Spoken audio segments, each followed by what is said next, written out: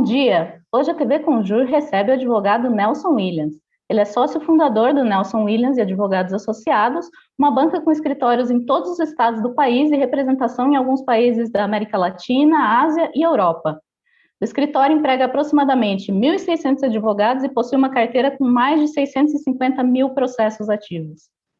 Já seria impossível de ignorar o Nelson Williams só por causa desses números, mas além disso, ele sabe impulsionar a própria imagem. Todo mundo ficou sabendo do bonequinho que ele fez de si mesmo e todo mundo viu os anúncios em homenagem à advocacia que renderam uma advertência, uma notificação do Tribunal de Ética da OAB. Então, estamos aqui hoje eu, o Rafael Santos, eu sou Luísa Calegari, Rafael Santos. Muito obrigada por aceitar o nosso convite da TV Conjur, Dr. Nelson. Olá, tudo bem? Boa tarde a todos, boa tarde, Luísa, boa tarde, Rafael, e boa tarde a todos que nos assistem. Prazer, uma satisfação estar aqui com vocês. Doutor, ouvimos algumas personalidades da comunidade jurídica para montar o questionário e uma pergunta se tornou bastante comum entre as pessoas consultadas. O senhor ficou louco? Esta pergunta, Rafael, é muito técnica. Eu acho que nós precisaríamos chamar os especialistas. Tá certo. Que retorno o seu escritório teve com essas campanhas tão recentes que geraram tanta notoriedade? Luísa, quando nós pensamos na campanha referente ao mês do advogado e não apenas ao dia do advogado, óbvio que um escritório do tamanho da Nelson Williams, a gente pensa primeiro para dentro. Qual que era a finalidade? Era falar com o nosso público primeiro e depois, óbvio, com todos os advogados.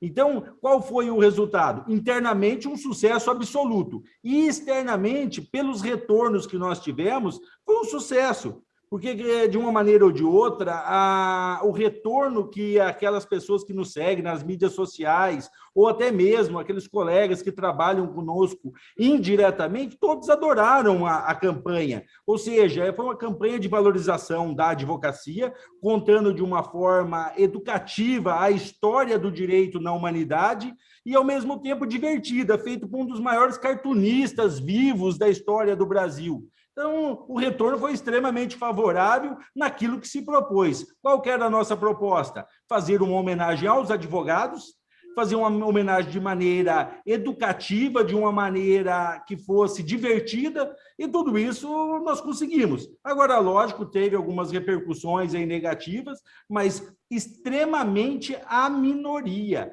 algo realmente de uma minoria. Ainda nessa seara, o que o senhor acha das regras que limitam a exposição de escritórios e advogados nos meios de comunicação? Bom, nós temos evoluído, Rafael, pelo novo provimento, deu uma evoluída. Óbvio que muito aquém do que, na minha percepção, deveria. Porque o que acontece? A sociedade, ela evolui, né? E nem sempre as leis ou o próprio direito evoluem na mesma velocidade. Deveria, mas infelizmente não acompanham.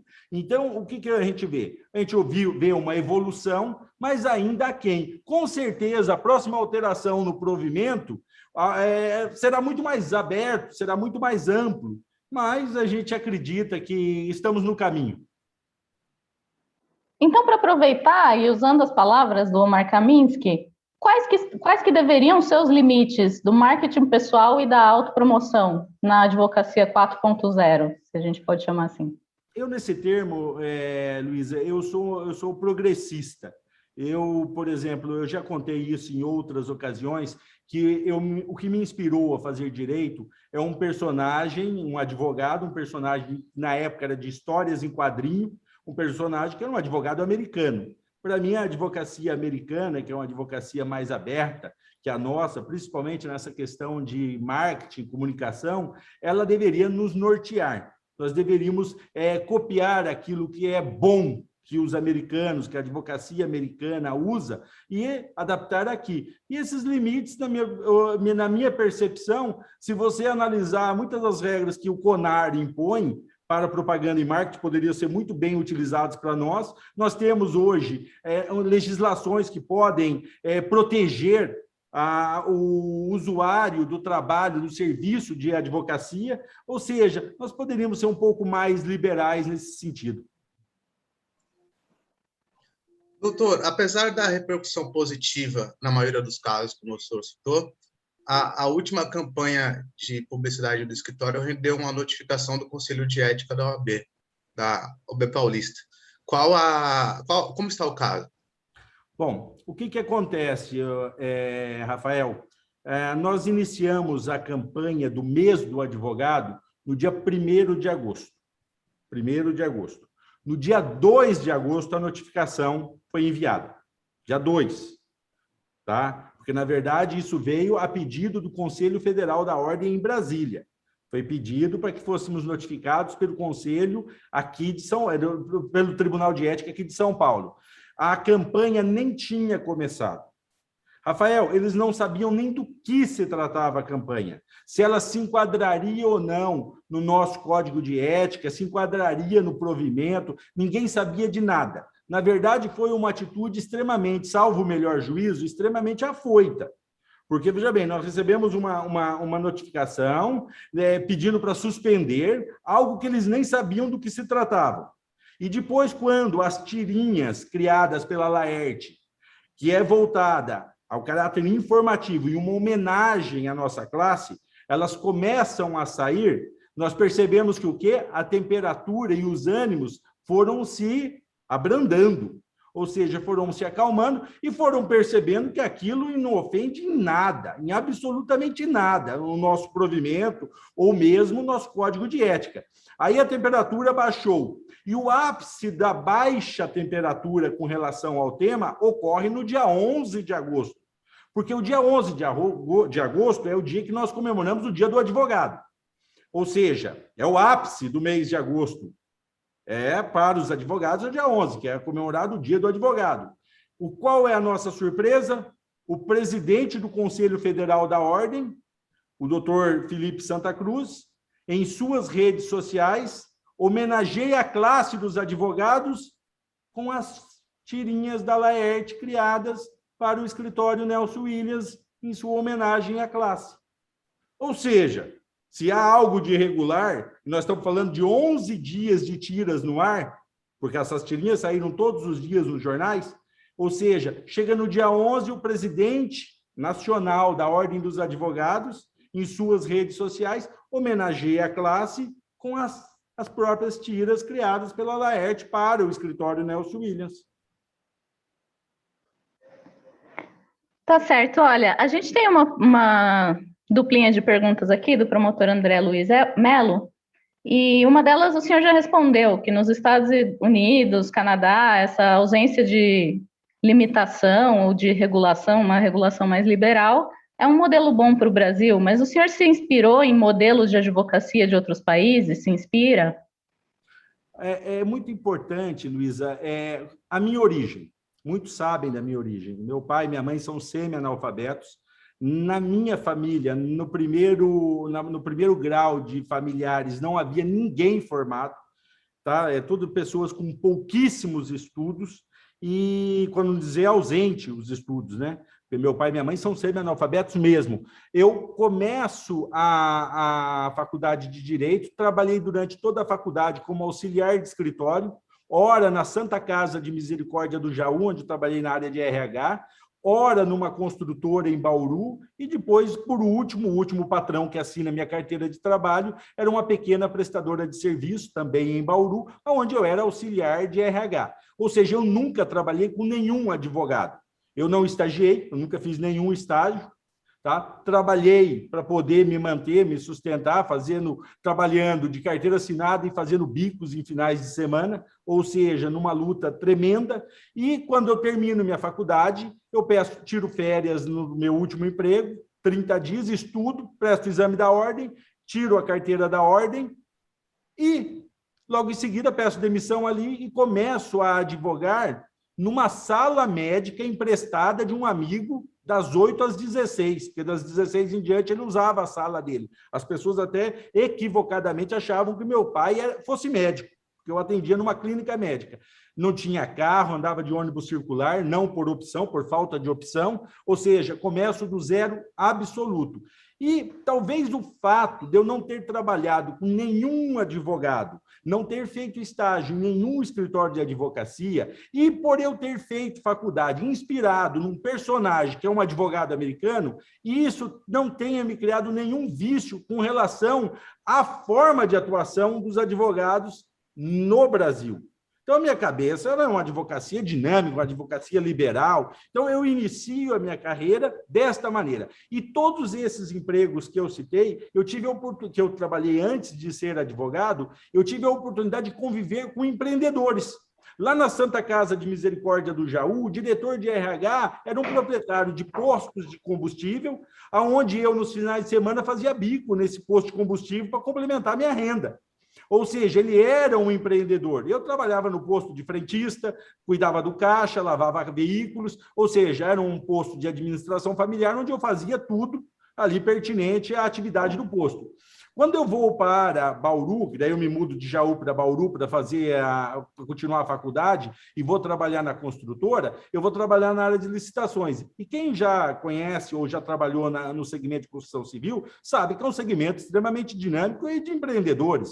Ou seja, ali também eu tive a oportunidade de conviver com empreendedores. De lá eu vou para trabalhar na pequena prestadora de serviço, que era de um alemão, tá? E esse alemão, um empreendedor nato também. Então, a minha formação de visão de mercado, minha visão profissional, ela sempre foi muito próxima de pessoas que eram empreendedores. Então, e aquilo me causaram uma paixão muito grande pelo empreendedorismo. Quando eu inicio a advocacia com essa visão. A visão de advogado, que, veja bem, às vezes as pessoas fazem alguns trocadilhos, é importante fazer aqui, não é advogado, é mais marqueteiro, é vendedor dos que eu sou advogado. E eu sou advogado mesmo. Tanto é que quando eles fazem essa brincadeira, eu falo, mas qual o critério que eles querem? Número de processo? Aproximadamente 650 mil, 450 mil, 500 mil processos? Se for processo, eu tenho processos de sobra, em que o meu nome figura como o advogado principal. Aí, se falar para mim, são número de clientes, são mais de 13 mil clientes, pessoa jurídica no país todo. Se for critérios de cliente para definir quem é advogado, eu estou dentro. Se for o número de filiais, hoje nós temos 29 unidades, matriz mais 28, todas as capitais. Então, a advocacia ela está no meu sangue, ela está na minha paixão, na minha primeira paixão. Agora, é uma advocacia empreendedora, é uma advocacia de resultados, é uma advocacia de um grande escritório. Os números da Nelson Williams Advogados Associados são números extremamente altos, consideravelmente altos. Então, nós somos um escritório de advocacia. A advocacia é a principal atividade nossa. Doutor, o senhor citou o começo na advocacia, que eu acho que muitos leitores vão se identificar, que é difícil mesmo iniciar em qualquer profissão. E a próxima pergunta tem um pouco a ver com isso. O que o senhor acha da imposição da tabela de honorários mínimos pela OAB? Eu acho legítimo, eu acho até legítimo. Vou falar para você, não sou contra. Agora, eu, por exemplo, vou falar desde o início de minha carreira, eu nunca trabalhei pela tabela da ordem. Tá? Eu nunca trabalhei pela tabela. Eu acho que ela pode nortear aí quem pagaria teoricamente abaixo da tabela. Agora, Nelson, quando eu inicio minha atividade, eu não me baseei em tabela da ordem dos advogados. Agora, óbvio que a gente percebe que há vou usar assim, uma subvalorização do trabalho do advogado. Agora, quando você começa a achar que está sendo subvalorizado, você não é obrigado a trabalhar. Eu, por exemplo, já tive contratos com a Nelson Williams, com grandes empresas que pagavam valores irrisórios para serviços de advocacia. Eu entreguei meu contrato, eu simplesmente não continuei prestando serviço. Ninguém é obrigado a prestar serviço por um valor que acha que seja indigno ou que não supra suas necessidades básicas. Então, eu acho que você deve tomar muito cuidado com isso. Não sei se essa questão de tabela de preço mínimo, se ela chega a ter esse resultado na prática. Porque o que você vê? Acaba vendo gente que se sujeitam, tá? Se sujeita, e eu imagino que se sujeita deve ser porque mais, menos deve dar mais. A conta pode ser mágica? Não sei que conta que faz. Eu só sei de uma coisa, quando a minha mais, menos dá menos, eu simplesmente não executo. Ninguém é obrigado a executar um contrato ou fechar um contrato por preço inexequível. Então, eu tenho certas restrições e, ao mesmo tempo, eu acho que é necessário, se fosse válido, se realmente conseguirem impor isso. Mas, ao que me consta, não tem conseguido, não tem tido este resultado. Se não tem tido esse resultado, confesso, não sei para que serve. Tá certo. Para continuar aqui mais um pouco nesse assunto das resoluções e tal, o tributarista Raul Aidar mandou a seguinte pergunta. O que acha do 5º Constitucional para advogados, que é bastante criticado pelos juízes? Eu acho super válido e vou falar por quê. Uma pessoa que tem o poder de tutela, de jurisdição, de julgar a sociedade, julgar causas, muitas vezes é necessário você ter a visão do outro lado. E o advogado ele tem uma visão de sociedade, na minha percepção, até maior do que juízes. Muitas vezes alguém termina uma faculdade, é um aluno brilhante, presta um concurso, 5 anos, presta um concurso, passa no concurso para juiz, é um ótimo juiz técnico. Mas, às vezes, a inexperiência com o dia a dia da sociedade, a convivência com o dia a dia, e isso a advocacia ela dá uma visão de sociedade muito próxima da realidade, tá? Então, acho muito útil, muito necessário essa mescla de você ter juízes ou ministros ou desembargadores concursados, oriundos do judiciário e também oriundos da advocacia. Não vejo com maus olhos isso, não. Doutor, a próxima pergunta foi enviada pelo advogado Cristiano Zanin e diz respeito ao seu apoio ao ex-juiz Sérgio Moro e até então juiz Marcelo Bretas.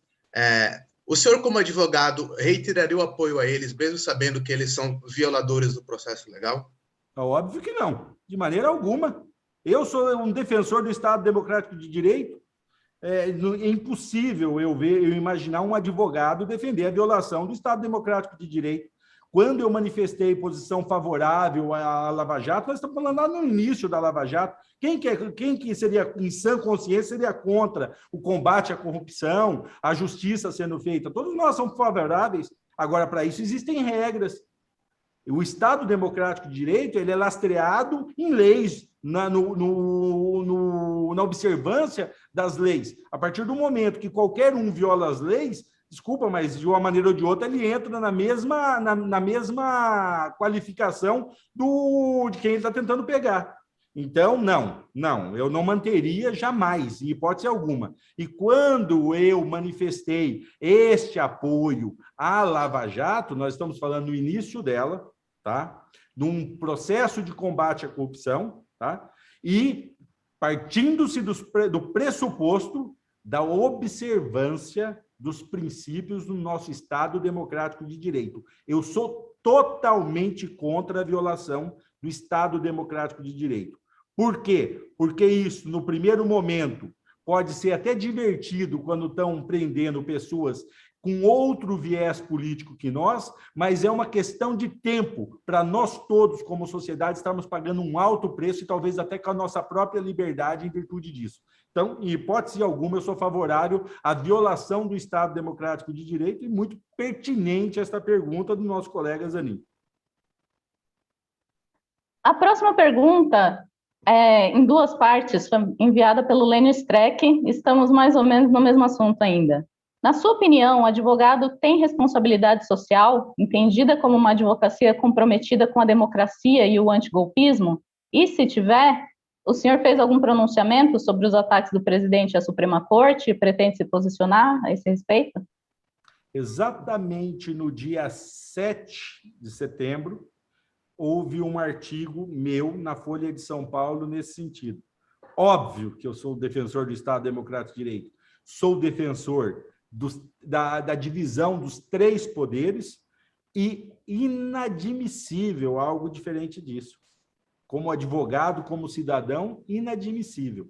Nós temos aí que preservar com unhas e dentes a nossa Constituição Federal e a sua aplicação. Para tudo, ou quase tudo, a nossa Constituição deixou o remédio já ali escrito qual seria o caminho, quer seja com emenda à Constituição, ela tem amplo meio de corrigir irregularidades deste ou daquele poder. E nós não devemos sair da Constituição Federal, que é um marco civilizatório para o Brasil e para o nosso Estado democrático de direito.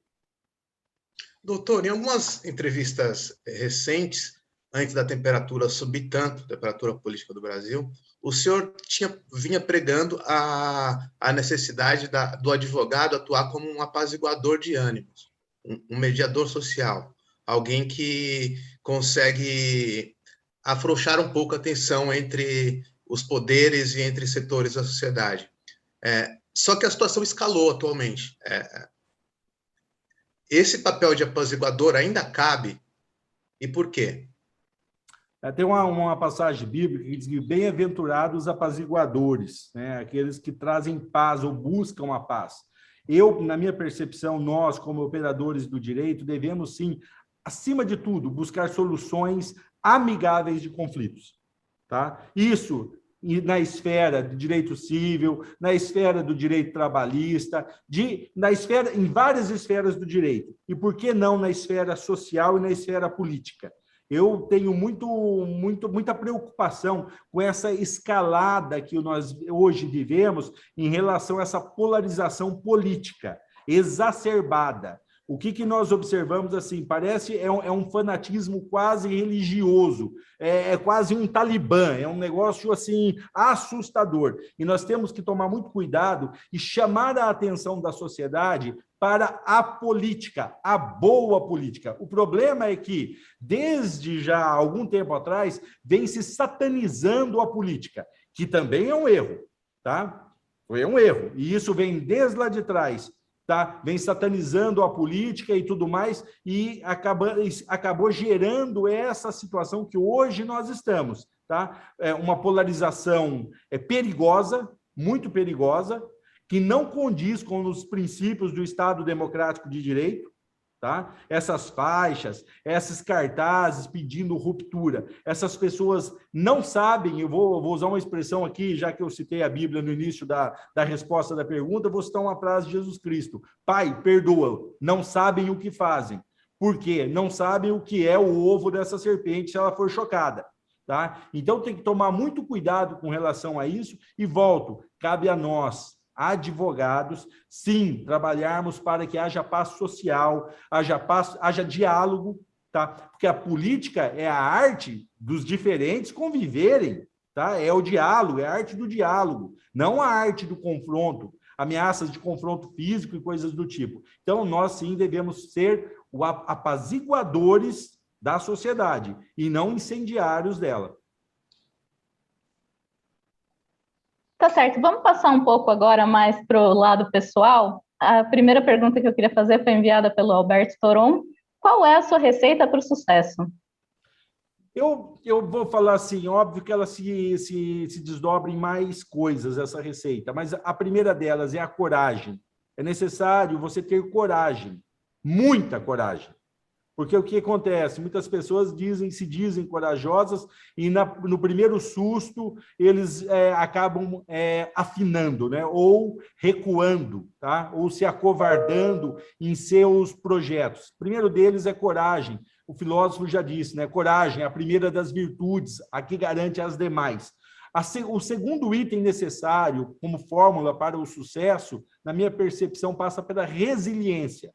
A capacidade de se reinventar, a capacidade de aguentar as adversidades, a capacidade de não desistir, tá? E isso também está associado, obviamente, a ter sabedoria, porque muitas vezes você não desistir, ela pode ser teimosia, você está insistindo em algo que não vai dar certo mesmo, tá? Então é uma linha muito tênue, é necessário você ter resiliência, mas resiliência com sabedoria, sem soberba, sem ser teimoso. E, por último, é necessário você ter planejamento. Sem planejamento não se chega a lugar nenhum. Então, coragem, resiliência e planejamento. Óbvio que esses 3 itens necessários para ser bem-sucedido, eles podem ser destrinchados em várias outras características que aquela pessoa que tem sucesso, ela acaba tendo, né? Mas a linha mestra são esses 3 itens. O senhor citou que se inspirou bastante no Demolidor, no Matt Murdock, quando era criança. Depois de crescido, quais são seus ídolos na vida? Eu vou falar assim, eu não tenho ídolos. Você tem um ídolo? Eu não tenho ídolo, não. Você acaba tendo pessoas que você se inspira, né? E que serve de inspiração em determinados momentos de sua vida. Durante toda a minha vida, esta ou aquela pessoa que conviveu comigo ou convive comigo me inspiraram.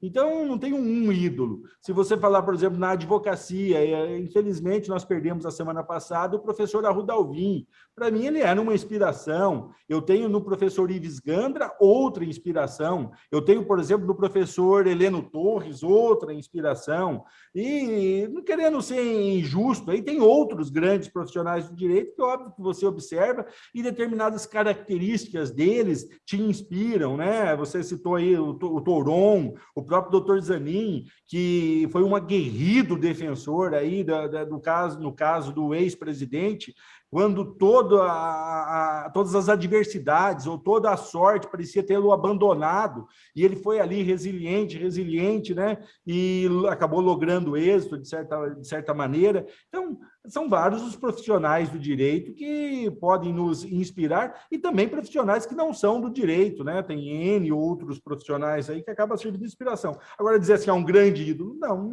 não tenho esse grande ídolo.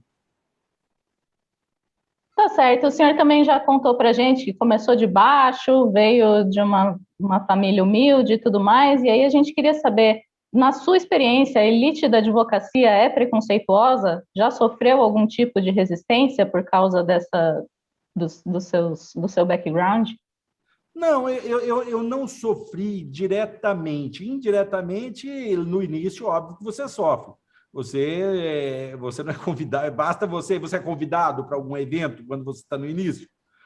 Se você é uma pessoa que não tem um sobrenome conhecido, não tem um pai que é do segmento jurídico, ou quer seja um funcionário público de renome, ou um advogado na iniciativa privada que seja, tal, você acaba, de certa maneira, não recebendo convites e tudo mais. Mas dizer assim, ó, você foi discriminado?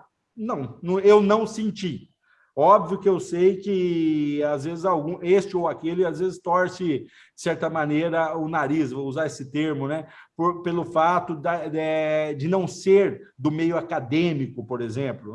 Eu gostaria que fosse do meio acadêmico, ou fosse mais participante da advocacia de classe, por exemplo. Eu participo muito pouco, embora, hora ou outra, tenham recebido, né, colegas da ordem, colegas do Tribunal de Justiça, colegas que são professores, né? Temos aqui dentro da Nelson Williams vários professores de faculdades renomadas, escritores de livros e tudo mais.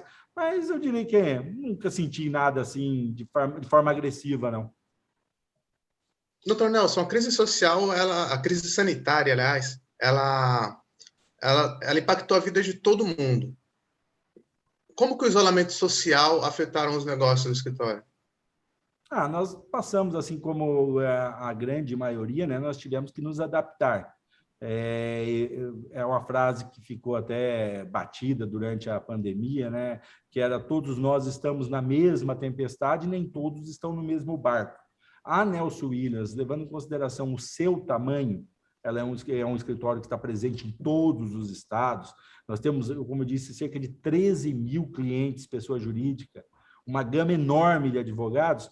A crise, a pandemia, ela não pegou o Brasil inteiro de um único momento. Nós tivemos, no início, a região norte sendo a mais afetada, depois foi gradualmente fechando outros lugares e abrindo outros. Então, pelo fato de nós termos uma estrutura tão grande, nós nunca estivemos fechados, tá? Esta ou aquela filial pode ter sido mais prejudicada, mas não foi durante todo o tempo.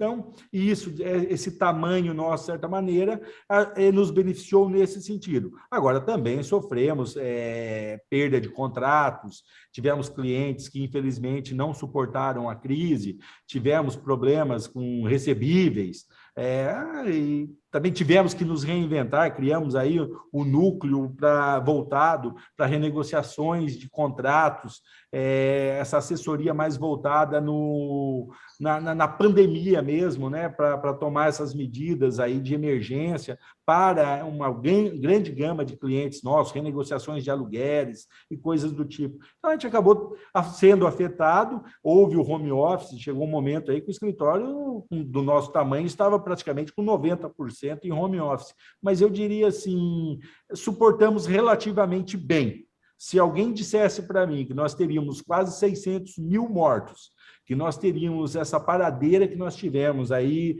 esse período de quase 1 ano e meio, no início da pandemia, eu acharia que seria um caos total. E não foi, né? De certa maneira, a gente já enxerga, de certa maneira, a luz no fim do túnel aí, com relação ao fim da pandemia, e o fim da pandemia passa pela vacinação, passa ainda por tomarmos cuidado, estando sempre tomando medidas sanitárias para diminuir cada vez mais, e os índices têm mostrado que tem diminuído, ela vai sair, vai passar, mas, no modo geral, até que superamos relativamente bem ante a este quadro todo.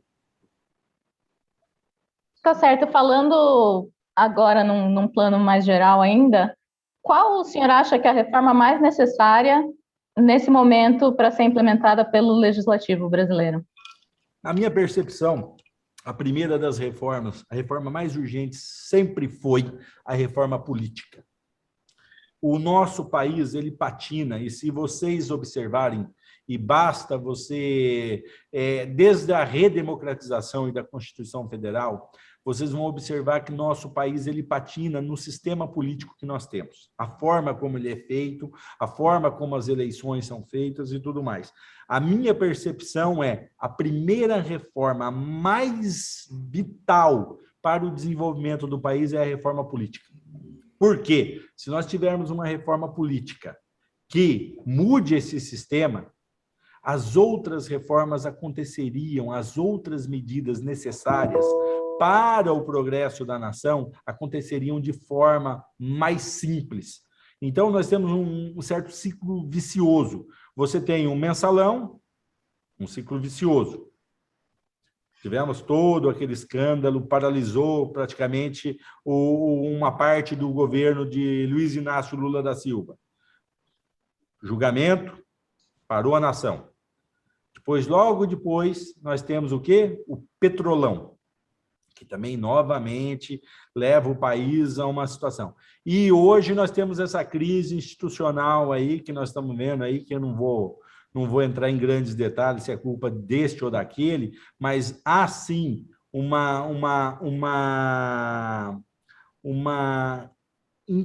eu diria assim, uma intervenção inapropriada de um poder em outro. Ah, sim. E isso não só é apenas o Nelson que diz, vários outros juristas dizem. Esses dias eu estava ouvindo uma live do professor Ives Gandra no mesmo sentido. Tá? Sem aqui fazer juízo de valor de quem está mais certo ou quem está errado. Mas, na verdade, nós temos um sistema político que ele está, na minha percepção, atrapalhando o desenvolvimento da nação. Essa é a minha percepção. Então, esta seria a primeira grande reforma. E que desta reforma, as outras seriam derivativas e ocorreriam de forma muito mais simples. Principalmente acabando com o famoso toma lá, dá cá.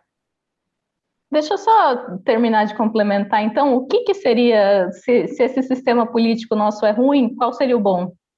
Primeiro, na minha percepção, é óbvio que precisa de uma análise muito mais profunda, e não é nem minha área, né? A área eleitoral não é minha área, a área política não é uma área de atuação que eu tenha grande expertise, mas vamos lá, eleições de 2 em 2 anos, reeleição, para mim são duas coisas que atrapalham absurdamente o desenvolvimento do Brasil. Nós estamos cansados de ver candidatos que vencem a eleição sentam na cadeira, principalmente principalmente do executivo, já sentou na cadeira pensando em sua reeleição. Quando ele não senta, acabou de sentar na cadeira, pensando na reeleição, ele já está pensando em 2 anos depois fazer o prefeito, ou o prefeito quer fazer o governador. Então, você acaba tendo um sistema que não tem nem tempo de respiro, tá? Na minha percepção, acabaria com a reeleição. Bate pronto. De 4, pularia para 5 anos mandato. Não permitiria reeleição para cargo executivo. Ou seja, você tem 5 anos, sentou na cadeira, você tem 5 anos para escrever o seu nome na história. Eu, uma vez, quando eu ainda desconhecia política, um político me falou assim: Nelson, eu vou te dizer como que é a cabeça de um político verdadeiro, alguém que é vocacionado à arte da política. A pessoa vocacionada à arte da política, ele sonha que deixar para a posteridade nomes de avenidas, nomes de logradouros públicos. Ou seja, quando eu morrer, eu quero que a avenida lá da minha cidade ou do meu estado, a rodovia, dependendo aí o tamanho do grau de relevância política do cidadão, que eu quero ser postumamente lembrado com o nome de logradouros públicos, porque eu fiz algo que a sociedade reconhece como útil. Então, ele me explicou isso, e eu estou falando para vocês, eu tinha tenra idade quando ele me ensinou isso, me explicou esse conceito. E isso, para mim, ficou. Então, como que deveria ser? Se não tiver reeleição, a pessoa senta na cadeira a que foi eleito, pensando em o que eu vou executar para a posteridade, para que o povo possa lembrar de mim e falar assim: olha, este daqui foi um grande político. Essa é minha visão, é minha percepção. E esse sistema político, da forma nossa como hoje está, ele é um ciclo vicioso, com a tendência de novos mensalões se repetirem, novos petrolões se repetirem e novos escândalos políticos continuarem num ciclo vicioso se repetindo. Agora, aproveitar para fazer uma pergunta da sua área específica de atuação, que é uma pergunta sobre a reforma tributária. O que o senhor acha das propostas que estão tramitando no Congresso? E existe mesmo ativismo fiscal por parte da Receita? Assim, já que nós estávamos falando antes dessa sua pergunta, Rafael, nós estávamos falando de política, tinha um político que diz que sem dinheiro não tem discurso. Um político da velha guarda, ele costumava dizer assim, quando ele tinha algum evento, alguma solenidade em alguma cidade, ele perguntava para o assessor dele: nós mandamos recurso para aquele lugar? Aí a pessoa fala: não, nós não mandamos nada. Eu falo: mas como que eu vou lá discursar? Então, é necessário recursos financeiros para manter o Estado, para manter, de certa maneira, as atribuições do Estado. Aí, o que acontece? Nós temos um sistema de arrecadação de primeiro mundo, serviço de terceiro mundo, e no meio disso tudo, um sistema político ruim.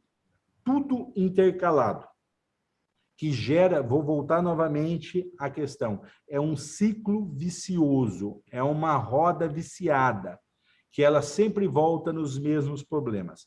Nós agora estamos ouvindo falar que faltará dinheiro para pagar precatórios.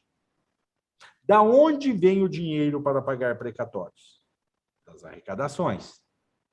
Não, nós não temos. Ou seja, alguém será mais uma vez sacrificado.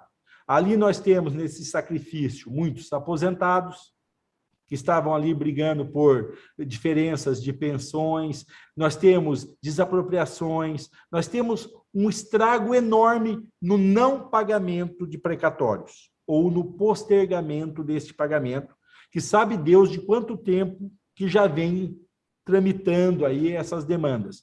Aí precisa de recursos. Aí vem uma reforma tributária. Nós precisaríamos de uma reforma tributária que criasse uma equidade, tá? Uma equidade fiscal.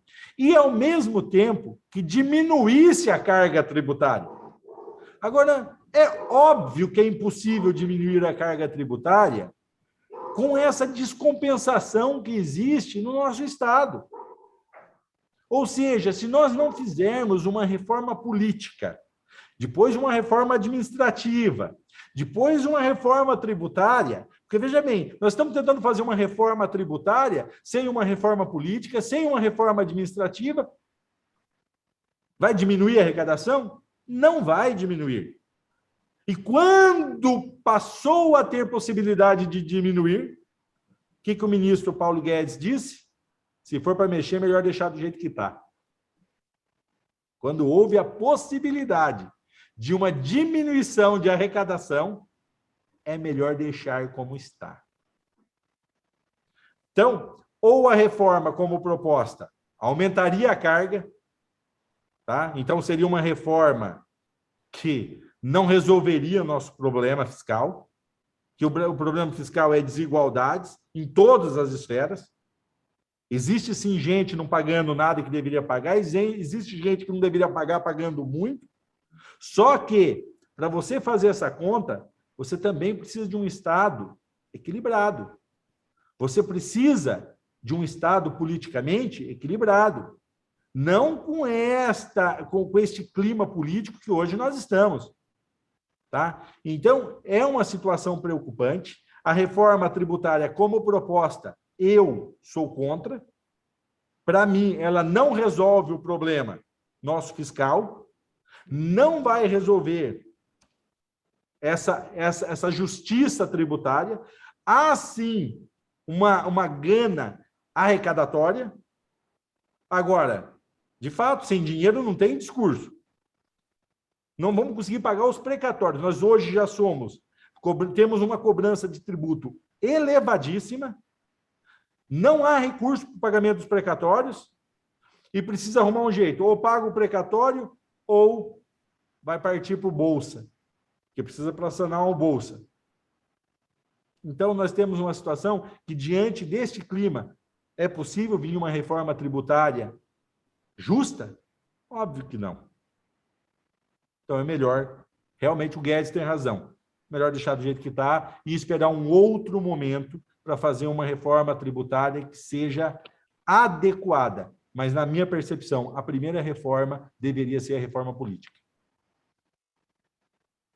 Tá certo. Deixa eu te perguntar uma coisa. Além de tudo isso que a gente falou, todos esses grandes temas e problemas que a gente discutiu aqui, o que mais preocupa o senhor, assim? Quais são outras grandes questões que o senhor está prestando atenção ultimamente? Hoje, essa instabilidade e uma coisa chamada inflação. Isso me preocupa muito.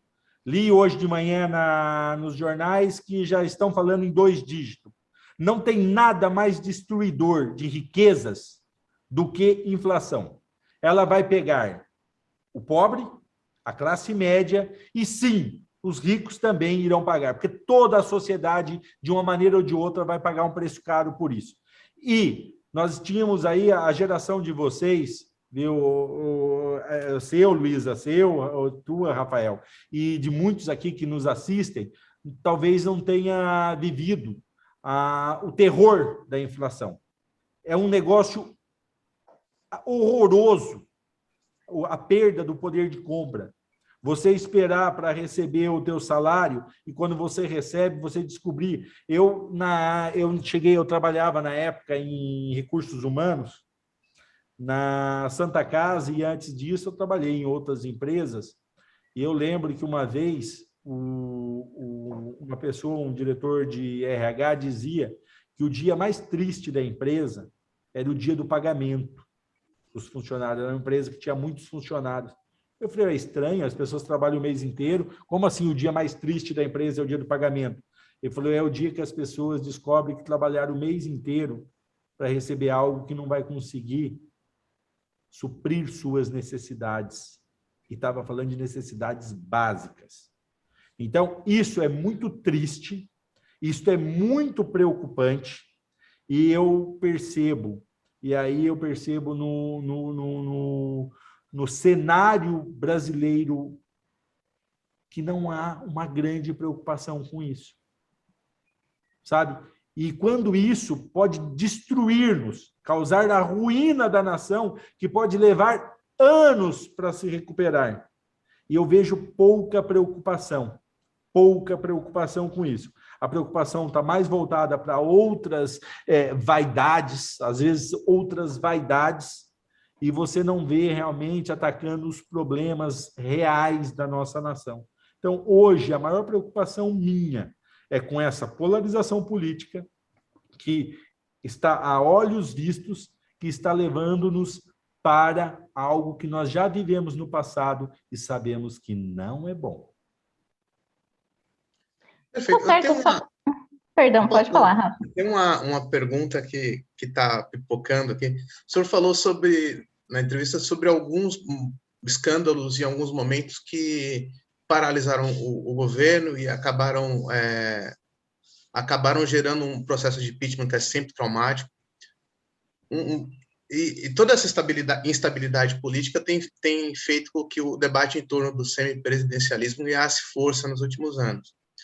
Entre outras coisas, porque essa tensão política seria mitigada, porque o chefe de governo que perdeu o Congresso não vai conseguir mais fazer administração pública e pode ser substituído sem o trauma do impeachment. Qual a sua opinião sobre o semipresidencialismo? Eu acredito que seria bom, tá? Se nós fizéssemos a reforma política, seria bom, sim. Exatamente nessa linha que você mesmo disse. Perdeu o apoio no Congresso? Perde a cadeira, tá? Porque, veja bem, para você governar, você precisa do Congresso. Isso faz parte da democracia. Não dá para você governar sem o Congresso.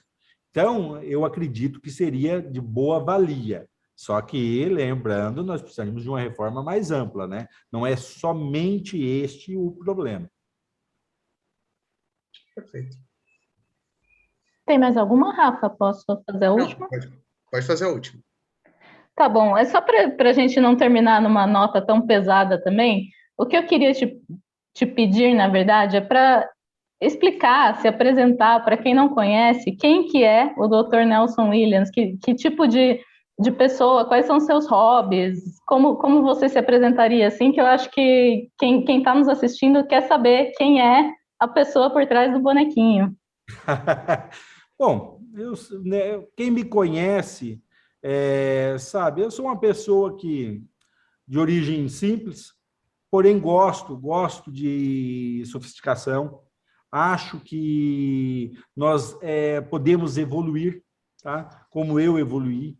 Não tenho uma visão egoísta, pelo contrário, não construímos a Nelson Williams do tamanho que ela sendo egoísta, né? Sendo o seu líder egoísta. E eu sempre falo, né? O líder, ele reflete nos seus liderados uma cultura. E eu procuro sempre passar isso para as pessoas que trabalham diretamente comigo ou ainda que indiretamente. A necessidade de você buscar se aprimorar, eu sempre tive como régua eu mesmo. Eu ouvi esses dias o Cortella, o Sérgio Cortella, falando isso a respeito da métrica ser você mesmo. Eu sempre tive isso, porque isso, na verdade, é um princípio, se eu não estiver enganado, de Nietzsche, né? E que ele sempre falava assim, hoje melhor do que ontem e menos do que amanhã. Eu sempre busquei me superar, sempre olhei para mim mesmo, sabe? Os outros me serviram de inspiração, nunca quis ser igual a outras pessoas. Eu falo sempre isso, que as pessoas não devem querer ser igual ao Nelson, cada um tem sua história. Agora, todos nós podemos evoluir como seres humanos, como profissionais, como pessoas. Então, eu sou uma pessoa em constante busca dessa evolução pessoal. Me inspiro, às vezes, você me perguntaram, Nelson, quem você idolatra, tal. Eu falei, eu me inspiro em algumas pessoas e, às vezes, me inspiro até em pessoas que, recém-chegadas no escritório, eu vejo determinadas virtudes que eu posso me inspirar. Então, eu procuro ter sempre uma base na humildade. E humildade no seguinte sentido, o que é humildade? É verdade. O que é soberba? É mentira. Toda vez que você tiver uma visão equivocada de si próprio, você incorre na soberba. Toda vez que você tem uma visão real de você mesmo, você se conhece, você sabe quem você sabe suas virtudes, você sabe seus vícios ou suas fraquezas, e você se reconhece como um ser humano, tá, em evolução, eu acredito que você acaba criando algo bom. E eu procuro sempre criar algo bom, tanto para mim, como para os meus que me cercam no primeiro, como eu diria assim, no primeiro eixo de relacionamento, quanto no último eixo de relacionamento das pessoas que, de alguma maneira, sofrem a influência do Nelson Williams ou da Nelson Williams. Então, eu tenho essa visão para o nosso escritório e eu acredito, atribuo ao sucesso do escritório até hoje, né? Vou usar uma expressão aqui de, se eu não me estiver enganado, Fernando Pessoa, né? Que ele dizia que está morto, podemos elogiar à vontade. Ele queria dizer com isso que... Machado de Assis, está morto, podemos elogiar à vontade. Ou seja, eu posso dizer para vocês que até hoje isso tem dado resultado e tem dado certo. E a prova disso, a famosa frase do Nelson Williams, inclusive, é a frase, né, que está aqui no pequeno Funko, né, que o que difere coragem de loucura é o resultado. Então, o que eu tenho feito em prol da Nelson Williams, em prol da advocacia, os resultados estão aí, estão dando certo. Então, estão dando certo por quê? Porque a gente vê o crescimento do escritório, eu vejo e sinto isso quando eu viajo. Estive a semana passada na Bahia e eu sou abordado por um inúmero número de jovens advogados, estudantes de direito, pessoas que admiram muito o nosso trabalho, admiram muito o próprio Nelson Williams. Então, você vê que o resultado é esse. Estive semana retrasada em Campo Grande, também eu senti um carinho tão grande da jovem advocacia, senti um carinho tão grande dos estudantes de direito, e isso há um mês atrás estive em Manaus também. Então, por onde eu passo, eu sinto o carinho tanto dos estudantes de direito, quanto da jovem advocacia. E, lógico, tem N advogados aí da própria ordem dos advogados que são extremamente simpáticos e tudo mais, e existe uma pequena minoria que acaba, de certa maneira, não entendendo. E eu diria assim, não os tenho como inimigo ou coisas do tipo, eu acredito que eles apenas não entenderam ainda o Nelson ou não conhecem o Nelson. Se tivessem tido a oportunidade, ou se tiverem a oportunidade de me conhecer e de conhecer um pouco do nosso trabalho, do que nós temos construído e tudo mais, tenho certeza que seria desfeito, seria dissipado isso, porque o que nós queremos? Nós queremos o mesmo que as pessoas de bem querem, nós queremos uma sociedade mais justa, nós queremos uma advocacia mais dinâmica, uma advocacia próxima, uma advocacia relevante, ou seja, as coisas que nos movem é as mesmas que movem esses colegas também. Então, eu acredito que é importante deixar essa palavra aí e como que diria assim, de clareamento do meu pensamento, de quem é o Nelson, e eu agradeço aqui a vocês essa oportunidade de estar respondendo essas perguntas, agradeço às pessoas que fizeram perguntas, e estou sempre à disposição, é uma honra, é um grande prazer, e vamos juntos evoluindo como sociedade, como pessoas. Doutor Nelson, desculpa, é que o senhor estava falando sobre se conhecer e tudo mais, eu queria encaixar só mais uma minha, para ajudar também a apresentar para as pessoas. O senhor falou que quer ser conhecido, que quer fazer o bem, e o senhor falou que conhecer a si mesmo, os vícios e as virtudes. Quais que o senhor diria que são as maiores virtudes e os maiores vícios do senhor? A minha maior virtude é maximizar virtudes nas pessoas que trabalham comigo. Minha maior virtude, ainda na questão de virtude, é minimizar vícios das pessoas que trabalham comigo. Porque, veja bem, virtudes e vícios todos nós temos, tá? E eu procuro sempre maximizar virtudes e minimizar vícios. Eu não fico exaltando vício de ninguém ou fico ali dando dedada em vício, apontando vícios das pessoas. Pelo contrário, procuro maximizar virtudes. Se você disser assim, Nelson, um grande vício seu, eu diria para você que muitas vezes me falta tempo para ter mais conhecimento técnico. Tá? Eu gostaria de poder me dedicar mais a conhecimento técnico. Pela própria dinâmica do escritório, eu acabo não tendo tempo. Hoje de manhã eu cheguei um pouco mais cedo no escritório e estava lendo alguns artigos de alguns professores e eu estava encantado com os artigos. Mas não eu não tenho o tempo acaba ficando escasso quando você tem uma atividade mais ou menos que nem eu tenho aqui, e gerindo um escritório do tamanho do nosso, com a quantidade de clientes, com a quantidade de processos, porque você tem os problemas dos clientes e você acaba tendo os problemas do próprio escritório, da própria estrutura, do próprio tamanho, né, inerentes ao tamanho. Então, eu diria para você assim, eu gostaria, um vício que eu tenho é de não ter tanto conhecimento técnico quanto eu gostaria, exatamente em virtude dessa minha atividade. Mas então é isso, muito obrigada por ter disponibilizado seu tempo para participar aqui e conversar com os telespectadores da Conjur, e até uma próxima. Até uma próxima, muito obrigado.